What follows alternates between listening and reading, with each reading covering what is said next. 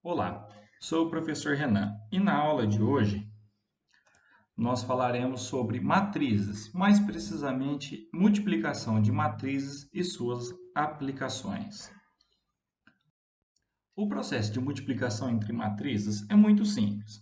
Vamos considerar o produto entre uma matriz A, que possui m linhas e n colunas, por uma matriz B, que possui n linhas e p colunas. Primeiro passo é ver se a multiplicação é possível. Então, faremos o seguinte: se a quantidade de colunas da matriz A é igual à quantidade de colunas da matriz B. Eu costumo dizer, quando eu coloco uma matriz uma do lado da outra, os elementos internos têm que ser iguais. Se isso acontecer, a multiplicação é possível. Caso contrário, não é possível realizar a multiplicação. Se for possível, então, o resultado será uma matriz M, linhas da matriz A, e P colunas da matriz B. Então, a matriz A contribui com a quantidade de linhas e a matriz P contribui com a quantidade de colunas. Por exemplo, eu quero multiplicar uma matriz A, 2 por 3, por uma matriz B, 3 por 5.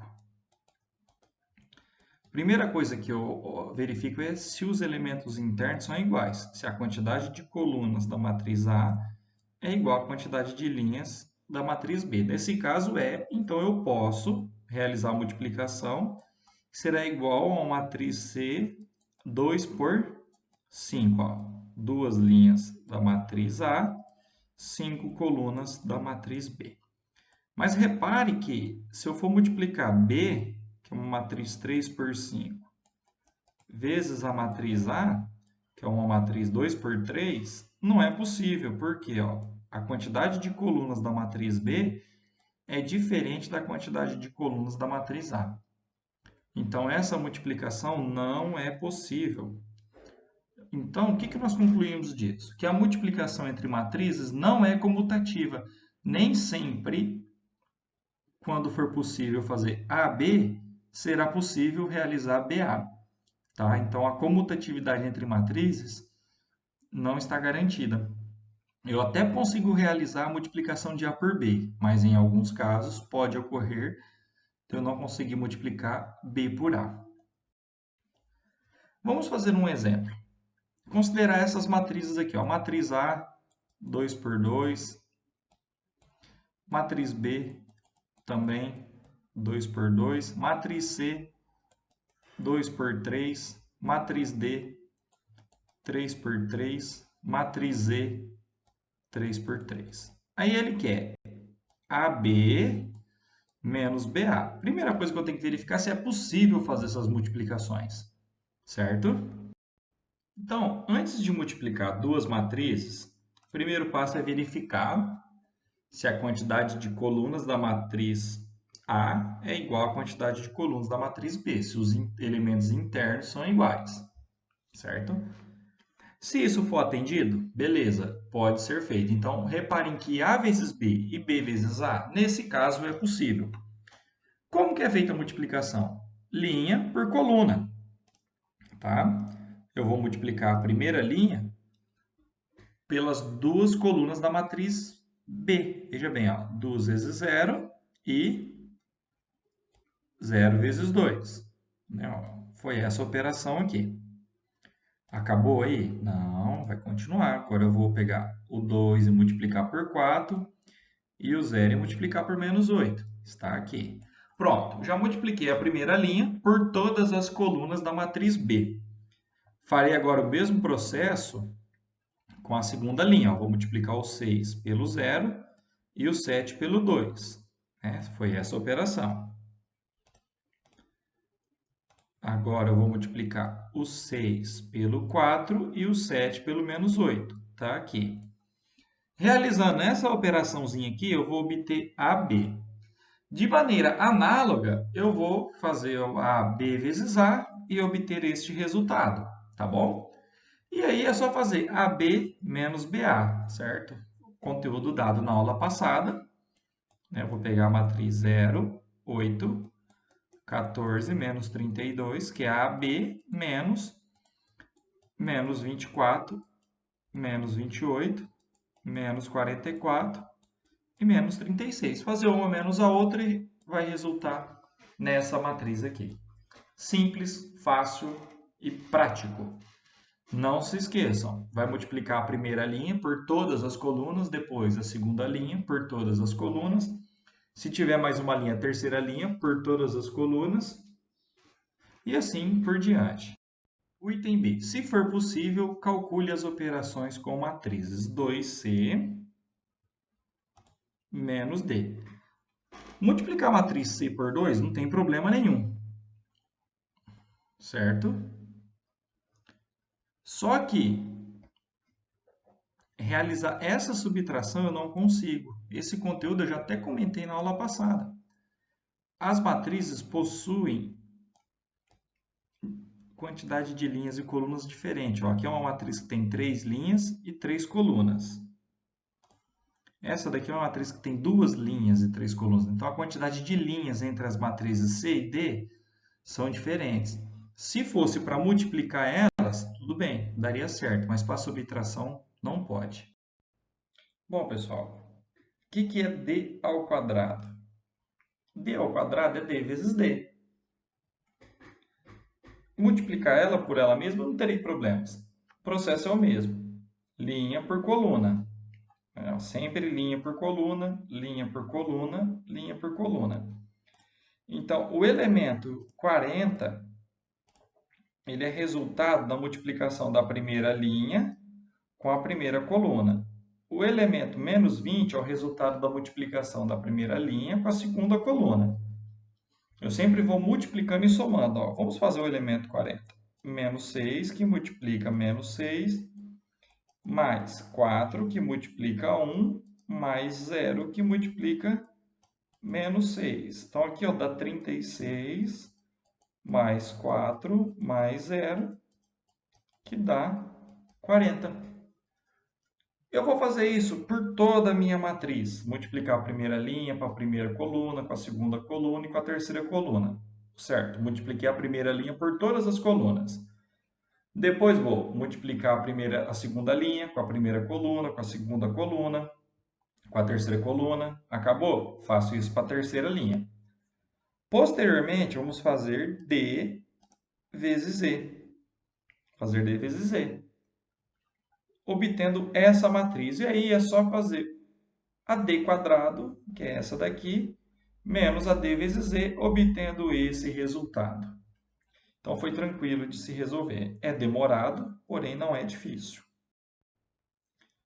Então, vamos para uma aplicação de matrizes. Na confecção de 3 modelos de camisas A, B e C, são usados botões grandes G e pequenos P.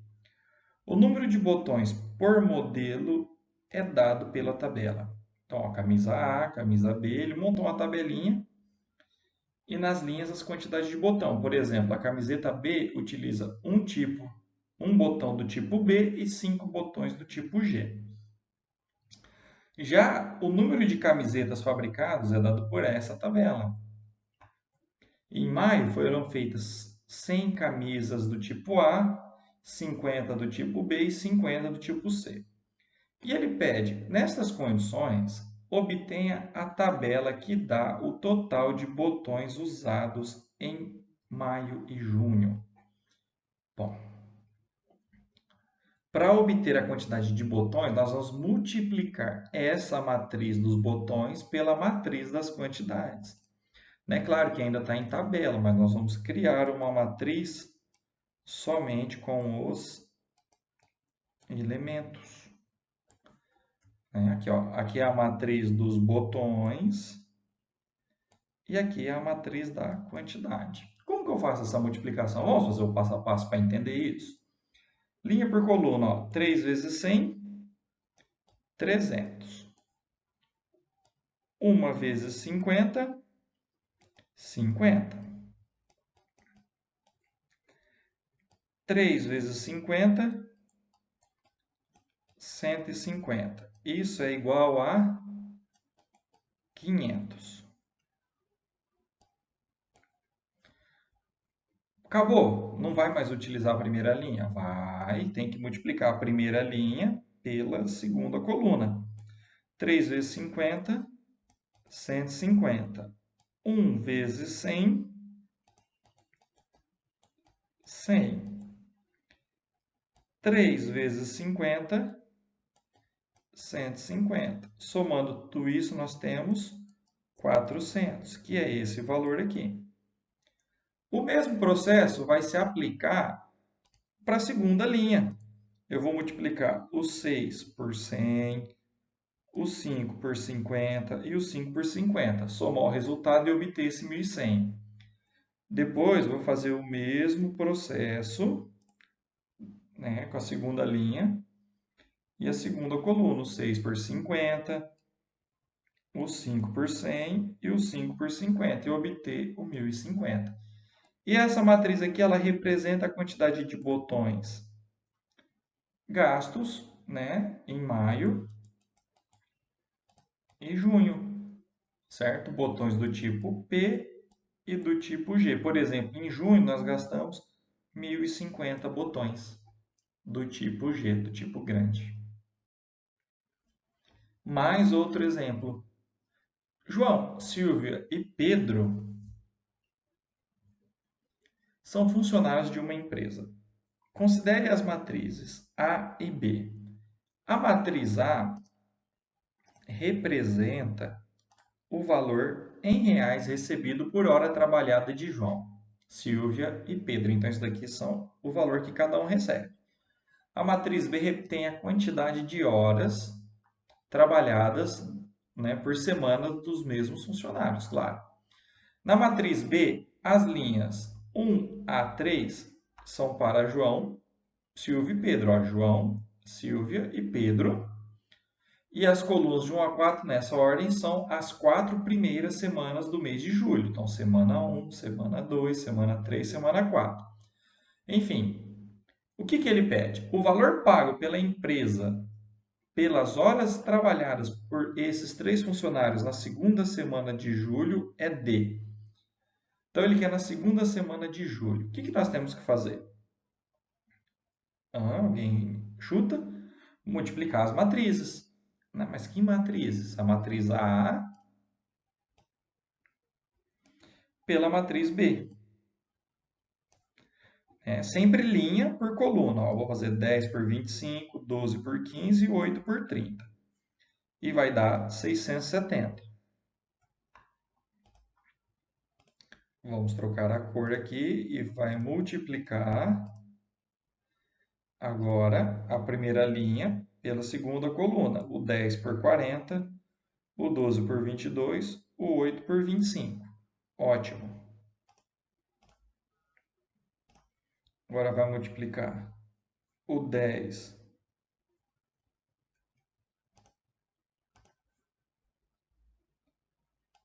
por 12, certo? O 12 por 30, né? E o 8 por 25, que vai obter os 680. Por fim, vai multiplicar a primeira linha pela última coluna, 10 por 32, o 12 por 30 e o 8 por 18 e obter o 824. Ele pergunta o valor pago pela empresa pelas horas trabalhadas por esses 3 funcionários na segunda semana. Aqui é a primeira semana, aqui é a segunda, aqui é a terceira, aqui é a quarta. Então, o valor que eu estou procurando é 864, tá? Então, seria a alternativa C, 864. Aqui existe um errinho na apostilinha de vocês, tá bom? Que vocês precisam fazer esse errinho, essa correção. A visão dos pixels. Então, aqui nós temos mais um exemplo de aplicação de matriz. Vamos ao texto.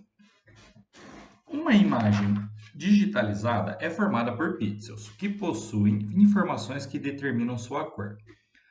Com a combinação de 3 cores básicas, vermelho, verde e azul, gerando mais de 16 bilhões de possibilidades de cores.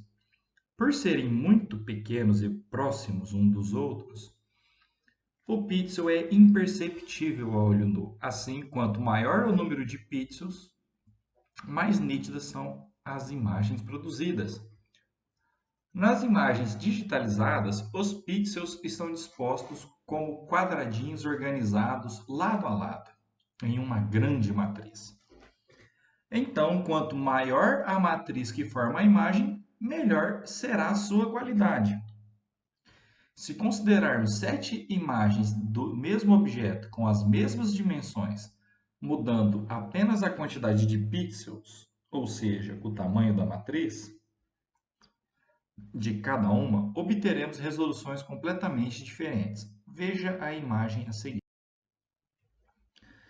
Então, nesse exemplo, nós temos uma matriz 1 por 1, 2 por 2, 3 por 3. Repare aqui que 100 por 100, nós temos aqui uma imagem muito bem definida. Então, quanto maior a matriz, melhor a definição da imagem, certo? Aqui nós temos, determinado modelo de máquina digital pode alterar a resolução da foto. A escolha do fotógrafo, as fotos podem ser produzidas com as seguintes especificações. Então, 7.1 megapixels. É uma matriz com 3.032 linhas e 2.034 colunas, né? E assim por diante. Vamos a um exemplo. Considere uma foto de 7.1 megapixels de resolução em que a milésima linha da matriz seja formada apenas por pixels de cor verde, divididos igualmente em 3 tonalidades em ordem crescente de posição nas colunas. Assim, dos n elementos da milésima linha da matriz, os n sobre 3 primeiros são verdes da tonalidade 1, e assim sucessivamente, né, certo? Nessa condição, qual será a tonalidade do pixel AIJ, isto é, do elemento que ocupa a linha I e a coluna J dos seguintes exemplos? Primeiro passo é nós determinarmos, então, a faixa de que cada cor predomina. Por exemplo, a minha matriz tem 3.072 linhas e 2.304 colunas. Então, vamos fazer o seguinte. Pegar 2.304 colunas e dividir por 3. Isso dá um total de 768. Ou seja, da posição 1 à posição 768, nós temos a tonalidade 1, certo? Da posição 769 à posição 1536, nós temos a tonalidade 2. E da posição 1537 a 2304, nós temos a tonalidade 3, né? E essas são as posições da coluna. A posição da linha é a milésima, a linha 1000. Aí o item A, ó, pede qual é a tonalidade da posição linha 1000, coluna 1000. Coluna 1000 está entre 769 e 1536, certo? 1000 está entre esses dois números. Então, tonalidade 2. 500, ó, está entre o 1 e o 768, que é referente à tonalidade 1. E o 2000 está entre 1537 e 2304, que é referente à tonalidade 3. Então, basicamente, cada cor, né, predomina em uma determinada posição da matriz. Foi bem tranquilo esse exercício. Vamos para mais. Considere a seguinte situação, seja uma matriz 100 por 100, então ela tem 100 linhas e 100 colunas, em que os elementos da matriz sejam basicamente da cor amarela, de modo que cada elemento B e J da matriz seja representada pela sentença 2i menos 2j. Então, essa é a lei de formação da matriz. Olha, conteúdo lá das aulas retrasadas, é interessante. e as tonalidades sejam associadas ao pixels de acordo com o código abaixo. Então, aqui está as tonalidades e o código, certo? As faixas onde tem cada tonalidade de cor. Nessas condições, a tonalidade do pixel que ocupa a posição B55,25 da matriz será... Bom, vamos pegar a lei de composição interna. Ó. B e J igual a 2 vezes 55 menos 2 vezes 25. Essa operação aqui, ó, que vai dar 60. Aí ele diz o seguinte, que entre 50 e 60 é a tonalidade 2. Então, alternativa B. Bem facinho o exercício, né? Bem tranquilo. Então, nós reparamos que cada posição ali da matriz vai ter uma tonalidade. E quanto maior a matriz, melhor a qualidade, claro. Então é isso aí. Espero que tenham gostado. Se gostou, deixe o seu joinha e até a próxima.